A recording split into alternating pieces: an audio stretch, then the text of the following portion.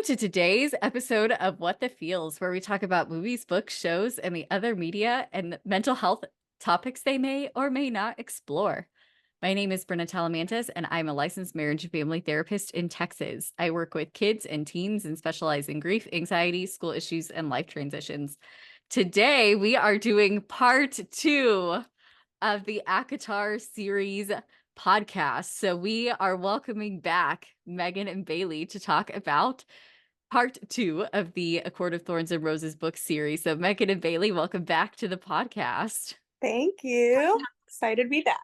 So if y'all have not listened to part 1, pause here, go back and listen to part 1 of the podcast because it was great. We got up to A Court of Wings and Ruin. There we go.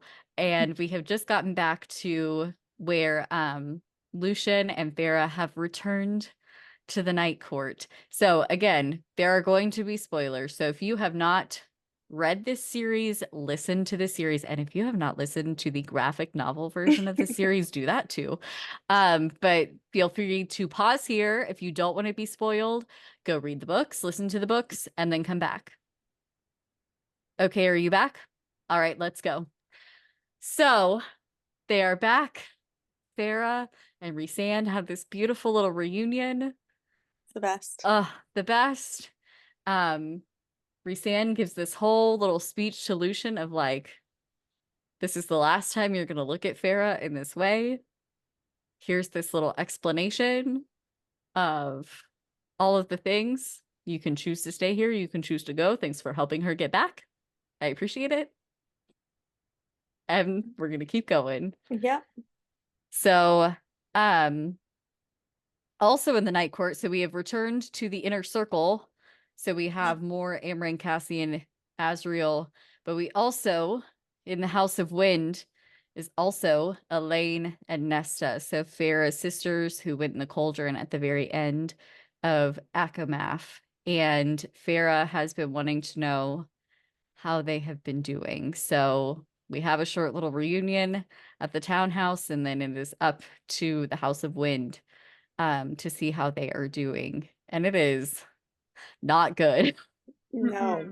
Elaine is completely isolated, not eating. I mean, has drained of color in her face, lost weight, won't speak to anyone rarely, and is just completely consumed with the loss of her human life, preoccupied over her, her engagement, and just the fact that she's been completely torn away from this beautiful life that she finally got back in the human world, a life of luxury and gardening and romance. And now she's just pushed into this different world and is completely depressed, zoned out, shocked, just kind of a shell. Yeah, so we're seeing very common traits of, one side of the spectrum of people who have experienced a lot of trauma and grief, of just this sense of despair and loss of self and just, an unwillingness to really go on. She doesn't really know who she's supposed to be at this point. She was engaged to a human male, a human man, and now she knows that she's not going to be accepted. The man she was engaged to is one of the ones who fights the good fight against all of the Fae. So she knows she for sure is not going to be accepted by him now that she is Fae. So really grieving that relationship, grieving her lost life, and just not okay. And we keep seeing that she's wearing the ring and she continues to wear the ring. So that seems to really represent, kind of the denial that she's in. She's hoping that she can go back to her old life, even when we see that there's no way. There's just no way. She's still wearing the iron ring. It's very sad. Yeah. And Nesta, meanwhile, is bitter and angry, but very much driven to be taking care of Elaine and trying to do all she can for Elaine, which is the role that Nesta often takes. And she reads a lot. She is secluded as well and sticks to the library. But her and Feyre do have still the common goal of trying to help Elaine. Um, but from what I can remember, I think the biggest things I remember seeing from Nesta, in she's also been through this trauma, and like you mentioned, Brenna, this another end of the spectrum, that she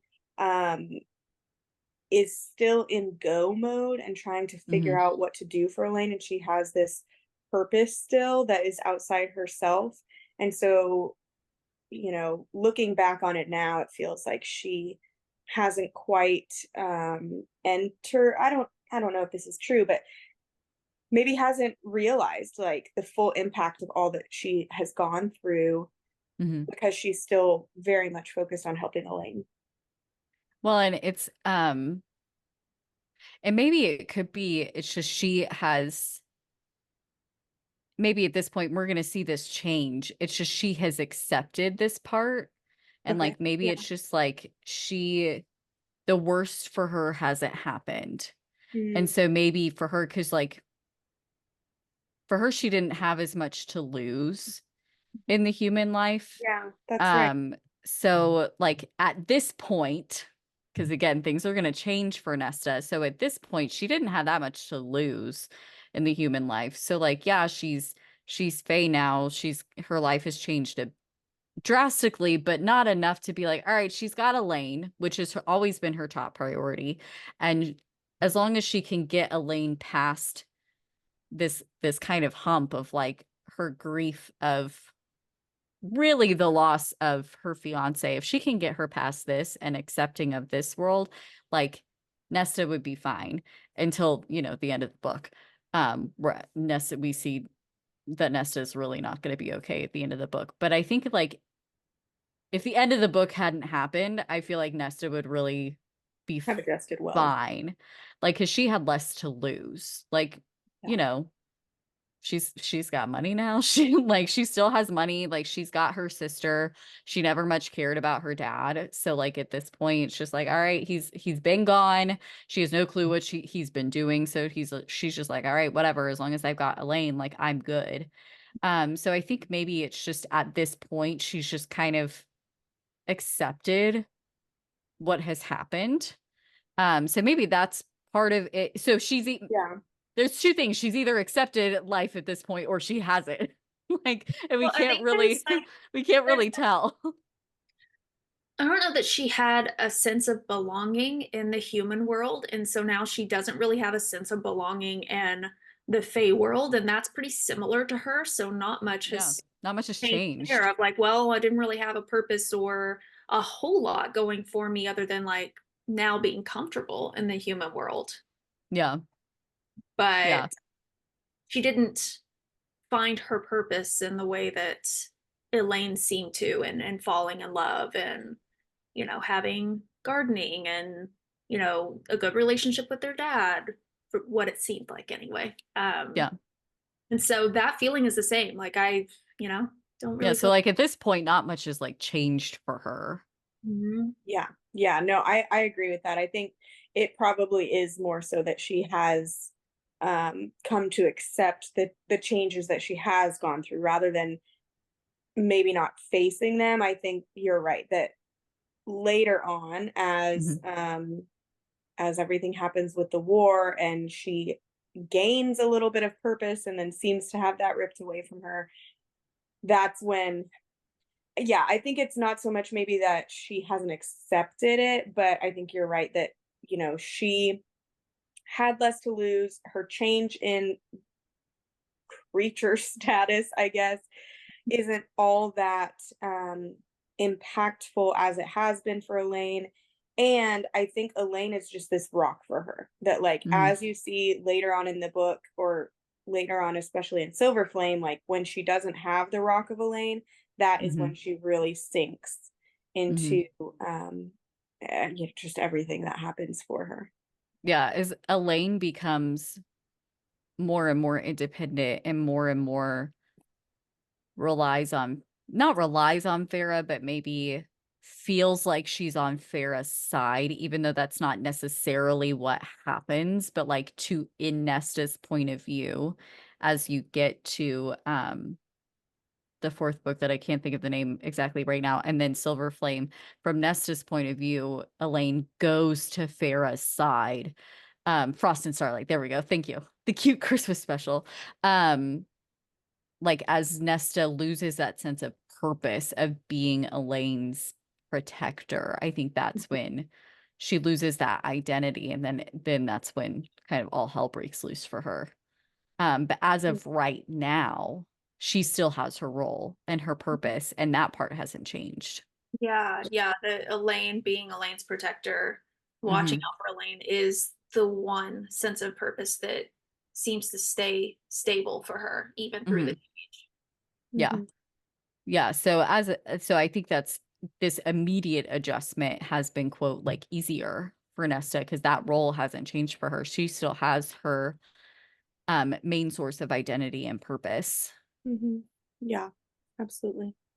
Yeah. And so while Feyre is getting reacquainted with her sisters and their kind of state of mind, they're also going right into planning war against the King of Hmm. Hybern. And um, I think that that brings in, like, Feyre starts to see how the inner circle and all of her friends, her family, are true warriors. And, she recognized before that they were strong and 500 years old and have been through a lot and have fought in wars, but she's getting to see like them strategize, them plan, and then eventually in battle, seeing all of them, go and fight and be injured and all of these things. I think it's a shift that Feyre gets to really realize, like, it's not just their past, but it's I'm experiencing their past as it is experienced in the present. I don't know. I just think that that's really cool that she gets to fully realize the strength of her Hmm. chosen family. Yeah. Like in war, seeing them in action, it finally clicks. Like, okay, this is what all the stories that they talk about of the Morrigan and Amryn, and I mean, she gets to see it happen right before her Mhm. eyes, and it clicks in a new way. Yeah. Yeah.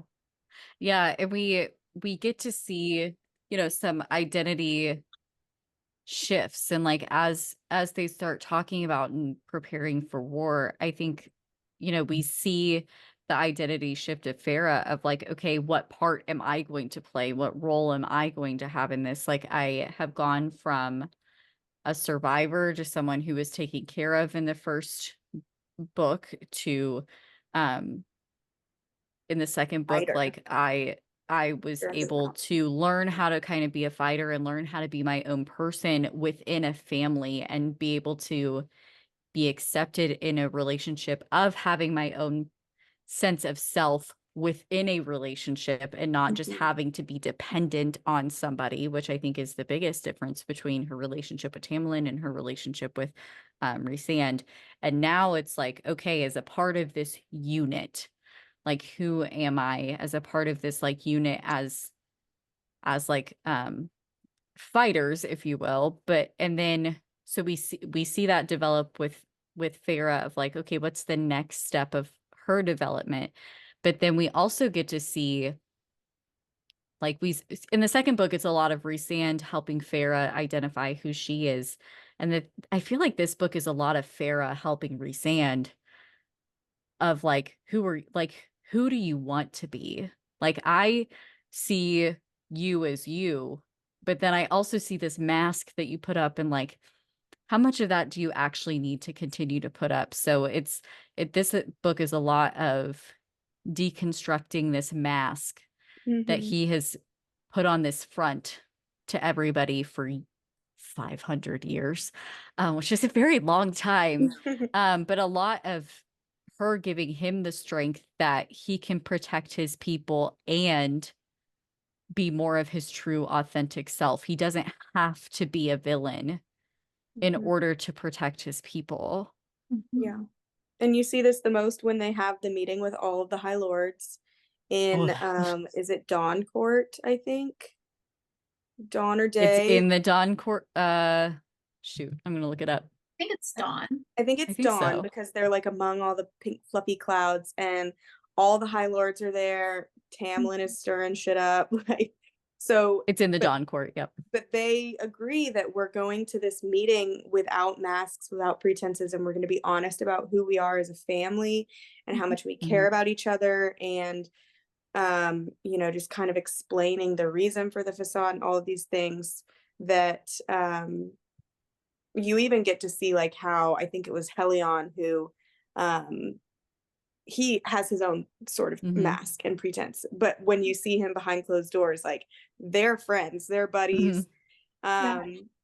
But just getting to be themselves and I don't know, just be more authentic, hoping that that's going to win some of the other High Lords to their side of why they need to fight the war and why they need all the help that they can get. Yeah. They decide at first the only secret they are going to keep is all of Farrah's powers, and then that goes out the window.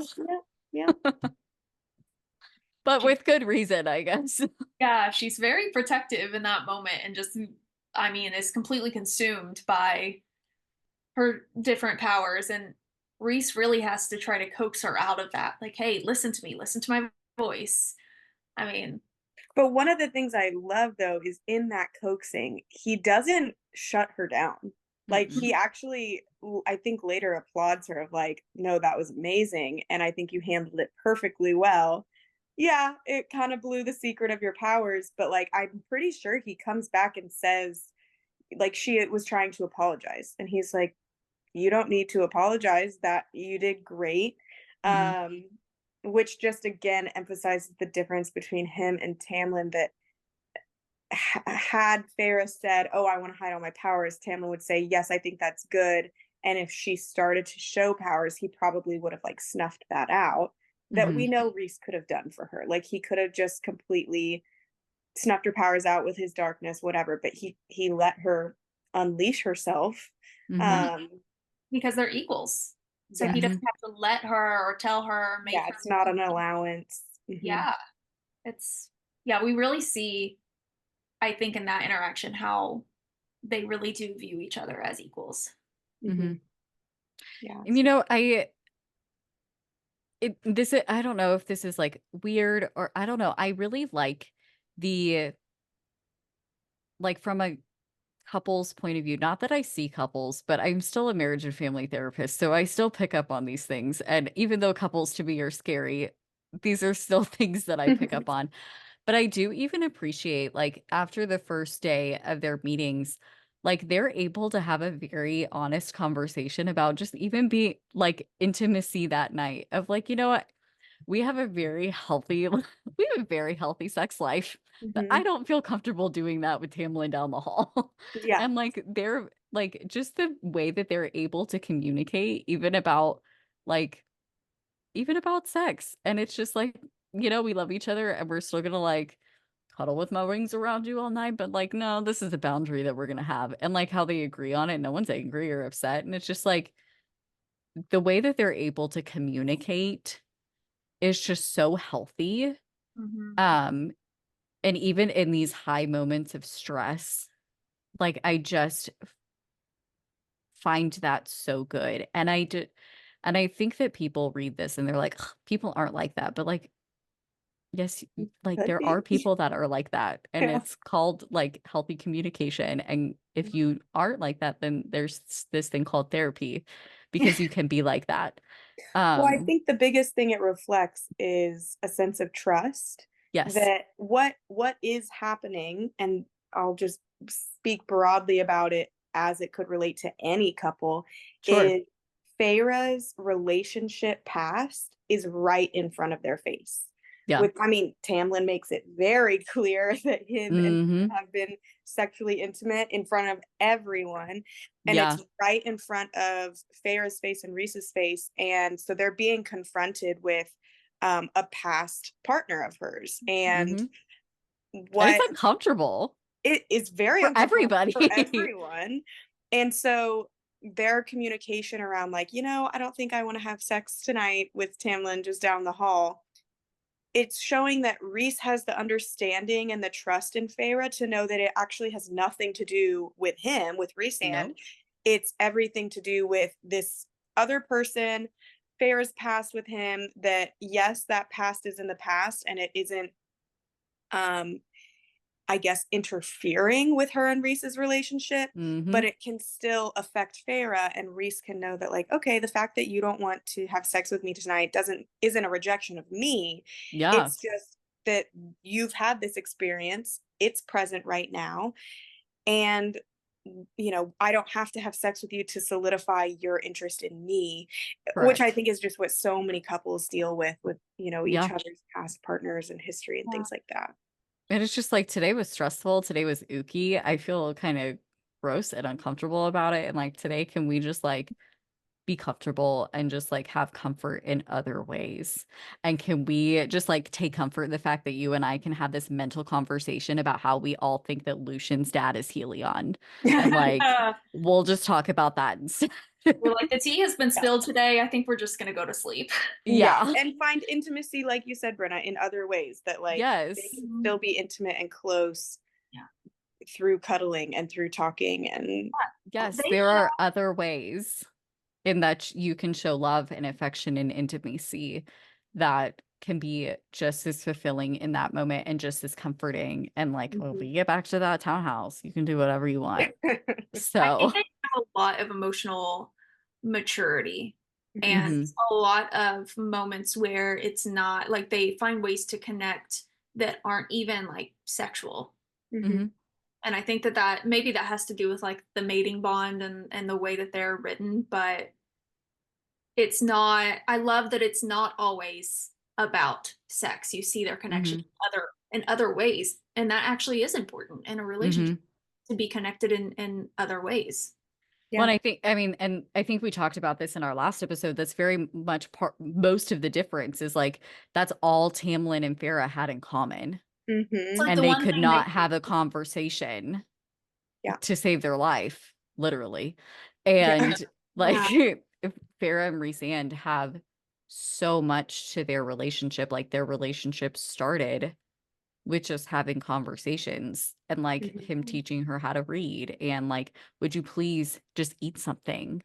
Like I care about you enough to just, I don't care if you're mad at me. I don't care if you throw a shoe at me. I want you to eat this Yeah, caring because about I her care well-being. about you. Like, just starting with small things and building up and building trust. Yeah, absolutely. Have either of you read Fourth Wing or Iron Oh Flame? yeah. Yeah. Okay, so And been that devastated and counting down days to Onyx Storm. Yeah. really okay, so I think about the throne room scene Uh-huh. a Uh-huh. lot of like, Uh-huh. our ex is in this situation, so I'm gonna go and prove to you really quick, like we're gonna have a sexual encounter to prove to you that I'm yours. And that came up whenever I was reading about the meeting and how, what we're talking about right now and how Mhm. it's handled so differently between these two different couples. And I think I see a lot of maturity, emotional maturity between Feyre and Rhysand. And I'm not saying that like, in Iron Flame that there's not that, but maybe I am saying that. No, I agree. I think that It's more Yeah. ego. It's more, yes. Well, and There's those big differences younger- between. there's a huge difference between, I see that as just kind of like flat out smut compared to this relationship in this book. It's Mhm. just, it's not. We have some spicy moments, but I don't Sure. think it's smut per se. Yeah. There's a lot to get from it, Yeah, I think on the that relationship side. Iron Flame for sure. I mean, one, the characters are younger. Yeah. So I think there is literally a less maturity. They're the same age as Um, Sarah, though. I was just about to say, I don't think Violet's that much younger than Farah is. Same age. Yeah, but Farah is like an old soul, I feel like. But Xaden is not. I mean, Xaden's still Zayden's young. fairly young compared to Yeah. Rhysand. Like, 500 Sarah had to years old, grow yeah. up a lot younger. She was a lot younger when she had to grow up. And so Yeah. I think that is expressed throughout the book versus like we look at Violet and her growing up moment is at 20. Yeah. And, you know, relatively speaking, I think Violet lived a very privileged existence up to crossing the parapet. Similar to all of her peers, where we can't say that Yeah. about them. It was not similar to all of her peers. So maybe that's the difference there, but and different authors. Yes. very different authors. Yes, exactly. Yeah. I think I really appreciate how SJM wrote Feyre and reasoned and having this moment where Tamlin's in the equation. He's staying down the hall or another wing or whatever. Like he might be able to hear the two of them. They go, this is not the time to, like, we'll go back home and we'll be together. Yeah, that's a very, like, you know, an adult decision. Yes, Like, that's what I'm saying. I'm like, okay, yes. yeah. I just appreciate how that was written. I think it was done Violet and so Xaden would be like getting it on in the shower. So like, honestly, yeah, exactly. So anyway, So once the inner circle has had the meetings in the Dawn Court, and I don't specifically remember how well it all went. not very. Yeah. It was rough. It was a rough one. It was rough. We've got Tamlin coming first, just being an asshole. Oh. And then at then he's like, wait, I've been a spy the whole time. And then we were like, what? Prove it. So no, everyone's being sus kind of everybody. I feel like I feel like we don't really have a solution to anything. Nesta's feeling weird. Like when they're going to bed, but nobody really knows why. So I think Azriel and Cassian's they're kind of doing a loop of like, all right, what's going on? Why, like, let's check the boundaries, let's check everything. And then while they're meeting the second day, Nesta starts screaming, and then they realize that the wall has come down.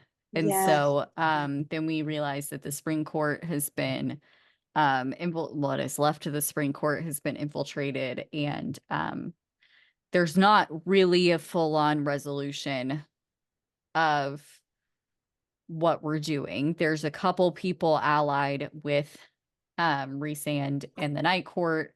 I think we've got Helion in with us. I think we've got Dawn Court in with us. Dawn Court has come up with the kind of antidote to the Faebane. We're not quite sure what Tamlin's going to be doing because he kind of pieces out.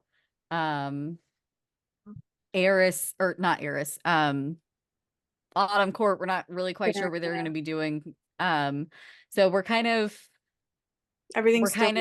unsure. We've got a couple people with us. No more blood rubies from the summer court. They're like, okay, that's we've at least rescinded it. Okay, you're right. We'll rescind your blood rubies. Yeah, we understand now what you did, why you did what you did. Yeah. Oh, wait, is that happened yet, or is that after the battle? I don't remember that. I don't remember. I just know it happens, and I'm like, okay, great. And then Amren's like, well, she might have to keep hers or something. Yes, the paperweight.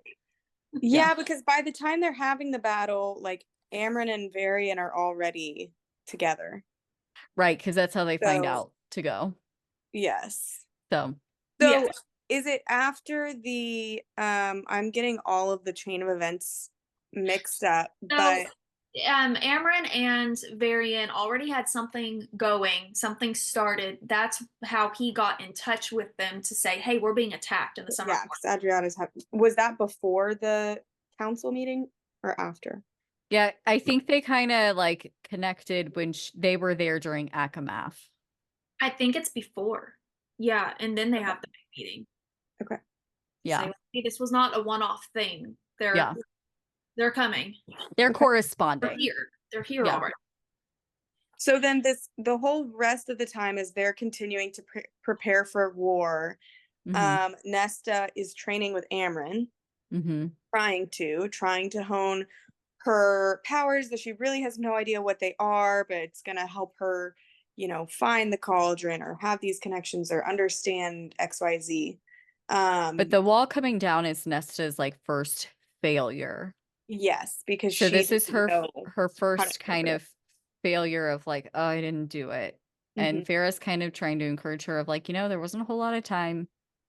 Like, let's just keep going. Let's so Farrah's trying to encourage her and Nesta's already kind of beating herself up.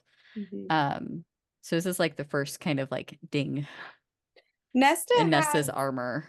She has a very interesting set of expectations for herself, because in some ways, in regards to using her powers and the cauldron and like having this expectation that, oh, I should have known how to do it more, I should have been better with my powers, like I don't think that she expects perfection from herself, but she definitely takes failure very hard, even though it's like you've been a fae for, you know, how many weeks or months, your powers are something that no one's ever heard of. So there, you know, everyone else has a lot of understanding why things kind of slip through her fingers, and she takes it very hard. But she also has interesting expectations when it comes to like relationships, that, oh, I know that none of them are going to like me, or I know that I'm not going to be who they want, so I'm just going to be a jerk anyways. So there's just kind of this hot and cold that if I can't do it well, then I might as well not do it. But when it comes to her powers in the cauldron, it's just like really getting onto herself for not failing herself, but also everyone else, the whole world. Yeah, she's very interesting. Yeah. So we have the Summer Court battle. Summer Court's very grateful that Rhysand and the crew come to help out. Then we kind of have some more trials. Then we've got the big battle. Then I know I'm kind of speeding through some things, but I think that the big battle at the end, they're trying to,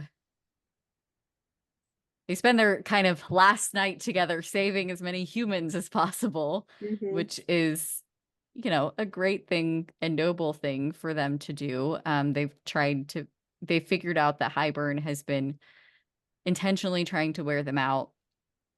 They've got some people coming to help them, but they realize they don't have enough. So they've done what they can to help some humans. And I think all of Night Court has realized that they're going to probably die. They're toast. So they have this very beautiful moment of, you know, thank you for being our family. And Rhysand kind of has this beautiful moment with each person, and even with Nesta and Elaine, it's like, you know, I haven't had that much time with you, but you very much are a part of this family, and thank you for the things you have contributed. I am going to back up a second. At one point, Elaine gets taken. I think this is something. Yeah, let's talk about that. Second big ding, I think, to Nesta, because Nesta does kind of feel it happening, and because Nesta tries to figure out where the army is. We have figured out that Nesta has a connection to the cauldron, and so she's scrying to try to figure out where the cauldron is, because we figure wherever the cauldron is, the king of Hybern is, and the cauldron caught her because she could not come out of it. And so the cauldron, it retaliated, and Nesta had the really bad feeling again, and Elaine was taken and kidnapped. And so Farrah and Azriel go in after Farrah freaking took care of Ianthe, which was just beautiful. I love that. And so Farrah's able to disguise herself as I forgot what it's called. I forgot what it's called, but she's able to look like Ianthe. Basically like shapeshifts. Yeah. And so she goes in, and they're able to get Elaine, and Tamlin is there, and Tamlin helps them. Jurian's there. So there's so much in this book, but you know, that's kind of Nesta's second big failure. So we've had the wall coming down as her first ding. Then Elaine gets taken. This is her second big failure. So throughout this book, we're getting these like little nugget failures for Nesta, and we see her kind of starting to deplete while everyone else is finding themselves either like Reese in his new identity of not having to be the villain, Farah in her new role of shape-shifting with her wings and finding her new role as a fighter within this family of who she's going to be. I think the rest of the family of re-identifying themselves as fighters. They haven't fought a war in 500 years, so they're rediscovering themselves in that way, and Nesta's just losing herself because of these failures. I think when Elaine gets taken by the cauldron, I do think that that is one of the like top maybe 2 failures for her that we see her go back to a lot in Silver Flame. And I think that this is like one of the traumas that the sisters go through together, of Elaine being taken, Farah and Nesta losing their sister, and fearing for her life. And I think in Silver Flame, her and Elaine and Nesta get into a fight about it. I guess Farah's there too, and Elaine says something along the lines of like, you know, that was my trauma, and like I totally forget what she says now, but something along the lines of like, you are treating my trauma like yours. I was the one that was taken. Yes, like you missed the cauldron coming and taking me, whatever. But I feel like that was a big one for Nessa, that she continues to hold responsibility for, that she should have done more, especially for Elaine, like her rock, her like the things she's always taking care of. Yeah. Yeah. So you know, in the morning after, like as when they get Elaine back, the 3 of them share a bed again. They haven't shared a bed since they lived in that little shack, like the night before Farah was taken by Tamlin. But they're all just sharing a bed, having that bonding moment of like the 3 of them are together. And it's a beautifully tragic, like sweet moment between the 3 of them. So we get to the battle. They're all having these moments. We get the beautiful quote from Rhysand, if I would wait 500 more years, if I could have more moments with you. And then, you know, Rhysand and Farah give each other their mating presents. So Farah was able to get the bone carver out of the prison by facing, is it the Ouroboros, the mirror. And so the Ouroboros mirror, so it was in the Hewn City. Yes. Nightmares, yeah. The Court of Nightmares. I was like, what is the court? The Court of Nightmares. And so she had to stand in front of it and face like her true self and like what was on the inside. And a lot of people haven't been able to face it. And we see, I think it's in A Court of Frost and Starlight, that she actually paints it.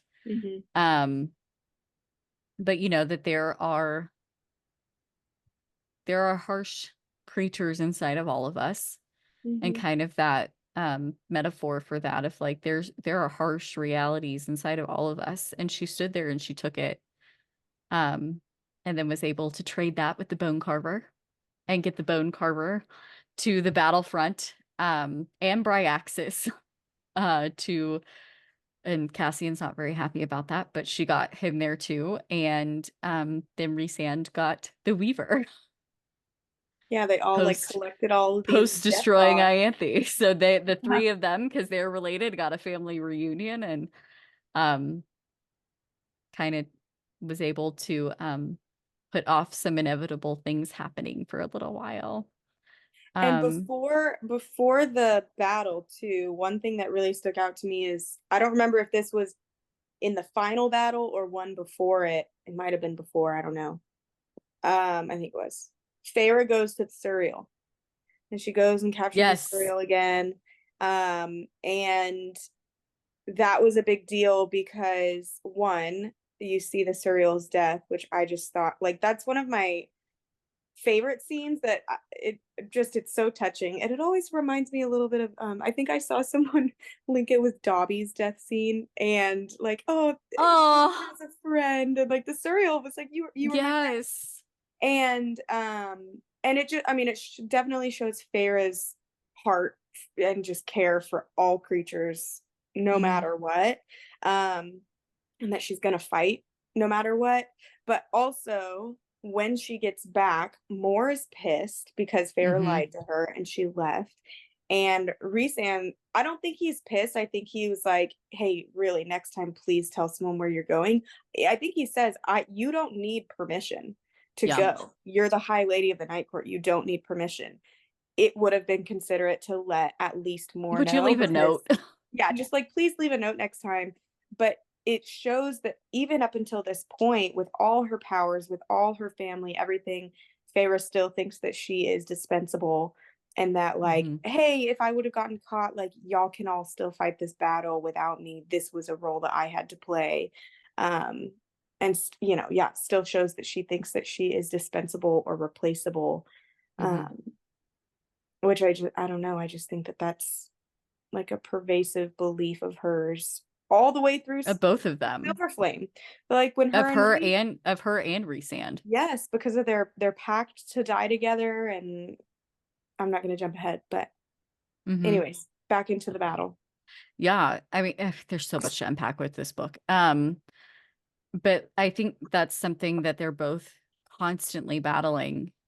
It's just, you'll be fine without you don't need me.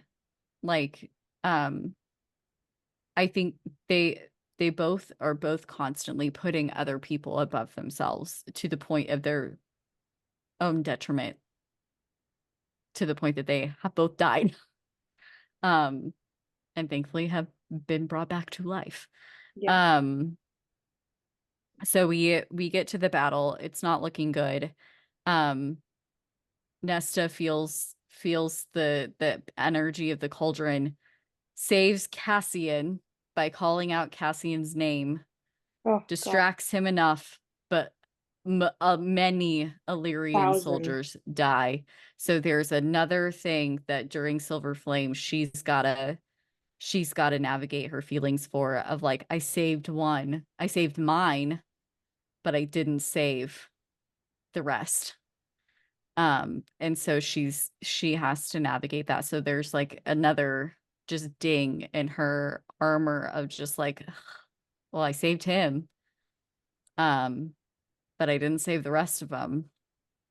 And then it's not looking good. It's not looking good. And then comes their dad with this navy, and then the people they've been looking for the whole dang book of I can't even remember what people they are, but the people from the original war 500 years ago, that Miriam and I forgot the guy's name, but their whole like army have come into like Miriam and her crew have come in, Mhm. and Amryn and Farah have gotten to the cauldron to like break the cauldron. Mhm. Amryn, her twisty self, is like, I have to get in here and go to my true form, and I have to save everybody. Like, I have to actually do this. And Farah's like super pissed. I was like, you tricked me and all of these things. But I mean, Farah also knows that that's what has to happen. So Right. Amryn jumps in, does what she needs to do, goes to her true form of Mhm. this like beautiful kind of firebird, is how I picture it in my Just, brain. just sweeps across everything. Yes, yes. And she takes out the rest of everybody.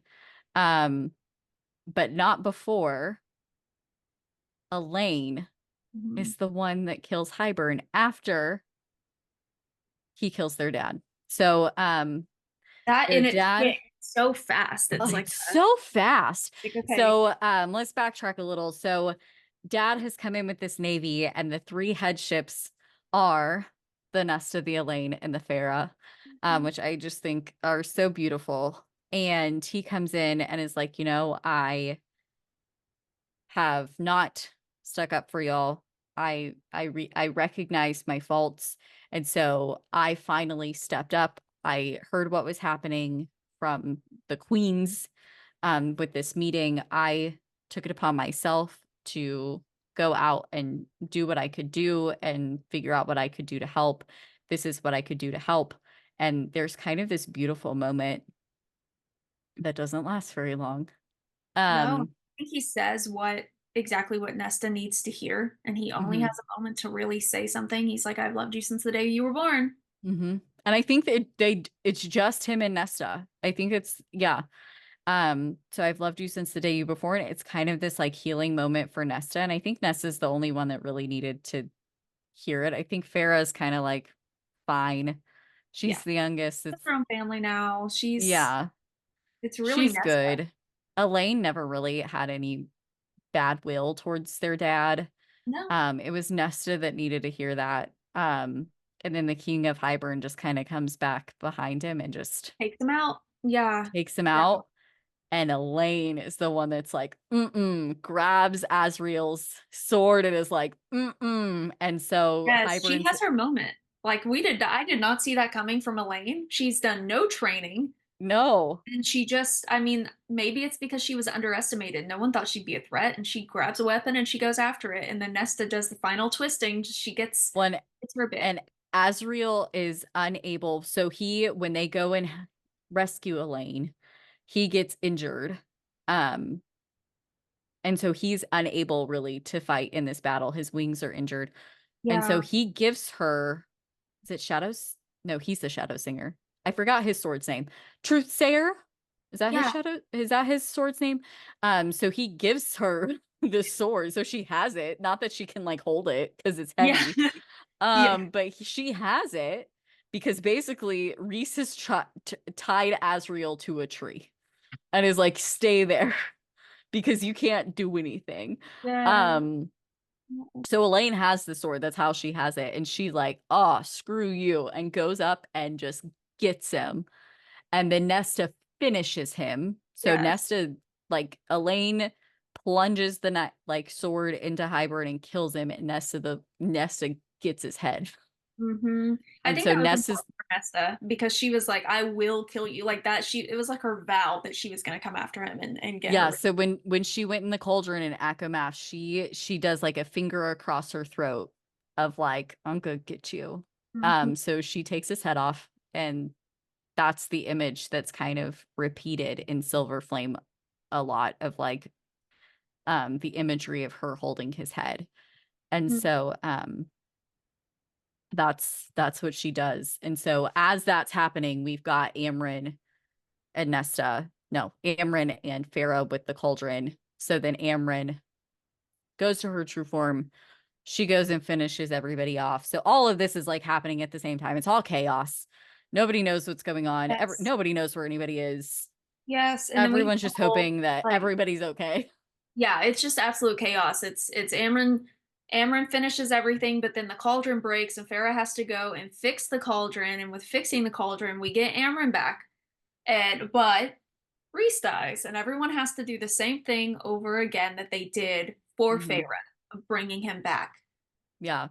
But so Farah, when she releases Amren and everyone thinks it's okay, and it's this moment of quiet. Rhys comes and finds Farah by the cauldron, but they realize, yes, the cauldron's broken, but it's like, in the two times I have listened, like I read it and then I listened to it, I don't really quite understand what's going on. And I think it's just because I'm like so exhausted by the time I finish this. Yeah, but so it's like leaking and like taking over. Like I feel like it's like a parasite.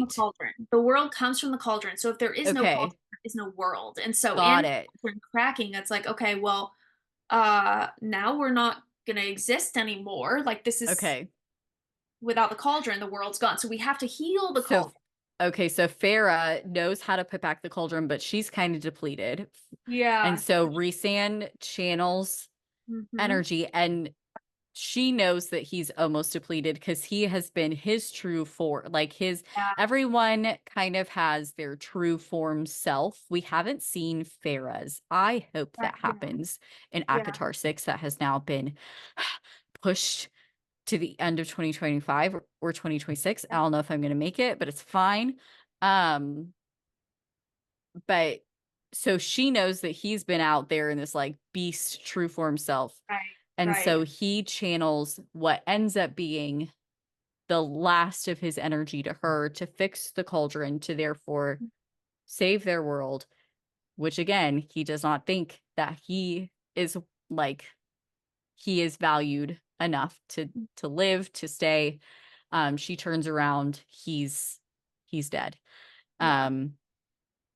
She's obviously, I got to that point and I texted my friend that I had borrowed the books from. I go, he what? I was like, are you kidding me? She goes, keep reading. I was like, okay. Yeah. So Farah basically looks at all the High Lords and is like, bring him back. You bring him back now. What movie is that? Bring him back. You bring him back now. Harry Potter. It's the third one. When Marge flies off, bring her back. You bring her back now. That's what I've envisioned in my head as Marge is like floating away. Oh my God. And Uncle Vernon is like, bring her back. You bring her back now. That's how I envision Farah in this moment of like, bring him back. You will bring him back to life. Like you brought me back to life. And the only person they're missing is Tamlin. Tamlin does show up at this final battle to help them. Yeah. We have everybody on board, which is wild. And he puts his like seed of power in, and he just says like, be happy, Farah. Be happy. Yeah. Be happy, Farah. And then he leaves, and then we get Rhys back. Thank God. I don't know if I could have read anymore if he had died. That would have, I would have died. Yeah. That's dramatic, but like, and he kind of had this, he's like, I brought someone back with me, and then Amren comes out of the cauldron, and Varian is very happy about that. And she has to like learn how to eat food now, and it's a I just whole think it's so thing. funny. I'm like, so Sarah funny. couldn't write anyone off. She just couldn't do it. I feel like that's what that scene was like, because But you like, kind of thank God. like gone. Yeah, yeah. You kind of accept Amron's gone, and then you're like, oh wait, no, she's not. Wait, okay, so everyone's just gonna be fine after all that. They're just all But gonna like, be fine. Okay. thank God. Do not do that. It's bad enough that everyone is thinking that Morgan's going to be a traitor. Oh, like they're It's bad enough that everyone thinks that she's gonna be a situation in the 6th book. They think Elaine's gonna be evil. I don't know. I don't know. I haven't decided. I'm just like, can we just wait for the 6th book? Like, I just wait, guys. Just Yeah, stop. I just need to know. I feel like it's gonna be Elaine's book. Oh, for And sure. Well, and that's basically what she has said, is that it's going to be Elaine's book. And so it's just a matter of like, who's she going to be with? she's gonna be with, but I hope that even no matter who she ends up with, that we get a good storyline for Azrael and for Lucian. Both of them. I mean, obviously she can't have both, but I have a couple theories. Okay. What are your But let's get through this and then I'll tell you what my theories are. Okay. So basically we get through the battle, we kind of wrap up. We go home, we get to the townhouse, and at the end of the book, Farah and Rhysand make this bond. They have a new, because they missed their original tattoo from the first book, and they make this bond that they're going out of life together. So the next time one of them dies, they're going out together, because now they have both experienced the other one dying. This is going to come back to play in book 5. Oh yeah, it is. But they fly away with each other's wings at the end of the book, and that's where we're going to pause here. And we'll have a part 3, because Silver Flame, and we'll talk a little bit about I think Frost and Starlight kind of like just naturally flows into book 5, but our little Christmas special. But you know, the Aqua War is just so good. There's so much to download. I feel like we didn't even scratch the surface, but I think to kind of wrap up, there's just so much identity finding, I think, in this book Yes. for everybody. And Yeah. I think for Nesta, we're seeing the start of her identity loss that we're going to look more at in book 5. I think for Farah, it's the continuation of her journey that started in book 1. And book 1 and 2 were so much about her relationships, and this book gets to just be like, she's secure in her relationship. She has a secure attachment now, with someone who lets her be herself, lets her have choice, lets her be who she needs to be. And so now it's like, okay, how else does she want to be? With Resand, we get to see in that secure relationship someone looking at him going, okay, you have value, and you are allowed to not be a villain. In order, you can be more of your authentic self and protect your people. I think we didn't even talk about Moore and her. I think we start to see a little bit of some shift. Like, Moore's been a really big player, and we start to see a little shift. And this is why I think everyone's thinking that she's kind of a villain in book 6 of, she kind of has some trust broken with Reese. So Moore's dad is kind of the ruler of the Court of Nightmares. Like, he's kind of in charge. Like, Reese is obviously in charge, but like her dad kind of rules the Court of Nightmares. And Reese makes a deal that he can go into Valaris in order for them to have the Court of Nightmares fight with them. Yeah. And Moore is unamused and very upset with Reese about making that deal. And of course, Reese made like all of these concessions and like safety precautions about that. So really, it's never going to happen. But Moore feels very violated by that choice. And so I think we kind of see her start to pull away a little bit. And we start to see some more things revealed about her. Like, she reveals to Farah after they kind of have their fight, after Farah leaves and doesn't tell anybody, and Moore gets very upset with her, that they actually have a moment of some honesty and trust, of Moore revealing that she actually prefers women. Because Farah looks at her and is like, what's wrong with Azriel? Why aren't you with Azriel? Haven't you seen that Azriel loves you? And she's like, actually, I don't like men that much. Like, she's like, but you hooked up with Helion when we were at the meeting. She's like, I mean, sure, they're fun every once now and again, but that's not who I really and connect with. That's not what Azriel wants from her. Like a right quick little hookup. She knows that. Right. But Helion, they're looking for a good time. She's like, I can have a good time sometimes, but if we're talking real relationship, love, it's not to be a man. So yeah, she's like, that's why I'm at Rita's all the time. yeah. So, we see some trust built between Moore and Farah. We see some trust broken between Reese and Farah. We see a friendship built between Amren and Nesta. And so we see just a lot of things happening in this book. It's beautiful.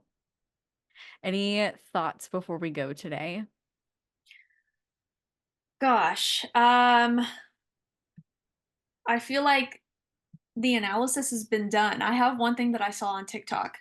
Yeah, tell me. Really interesting. So I saw someone pull up the map of oh yes, a map looking like the UK and Ireland, and how yes, I saw that.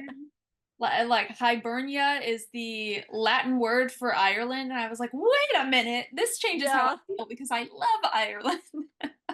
I saw that this week and I was like, what? How have I not put that together? Yes, that's crazy. You look at the map and you're like, yeah, that checks out. That checks out. So I thought that was interesting. Can't imagine the Night Court and everyone having Scottish accents though. That doesn't click for me. Maybe British. No, that doesn't track. It doesn't track, no. But I just thought that was fun. That's not in my head. No. That's not my headcanon.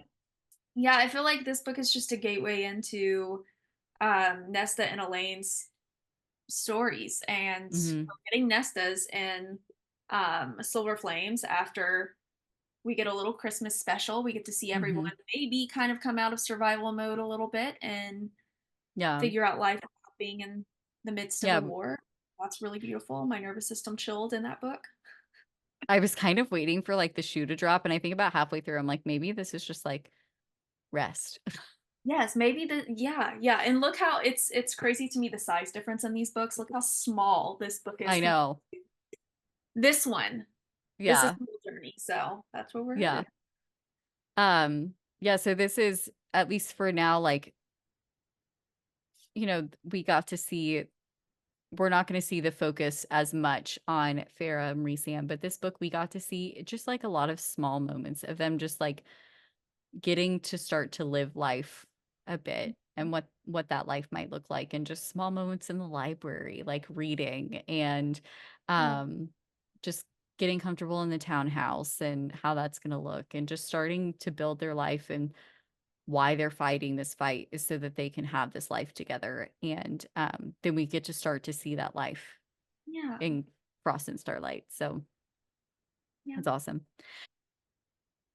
That is our wrap on, at least today. We thought we'd get through a little bit more, but there was so much to talk about A Court of Wings and Ruin. So stay tuned for a part 3 of our discussion of the ACOTAR book series, where we will talk about A Court of Frost and Starlight, and then really get into A Court of Silver Flame and really just talk about Nesta and her journey, because I think that book in particular, there's just so much to unpack, so it deserves its own little episode.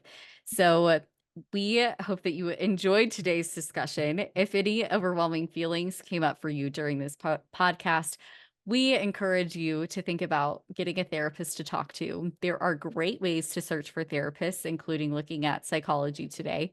Listening to this podcast is not a substitute for therapy. So although we are all therapists and we are talking about mental health, this is not therapy. So we encourage you to get a therapist if that's something that you are feeling that you need.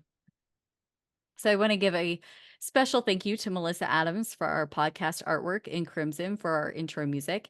And we would love it if you gave us a follow on Facebook and Instagram at What the Feels to help us grow our community. And if you're interested, you can also join our Patreon community, and you can become a patron and enjoy some special perks like monthly AMAs, some merchandise, extra early podcast releases, and more.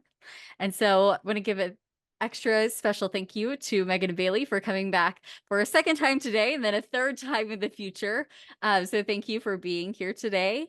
And we hope to see you next time on What the Feels.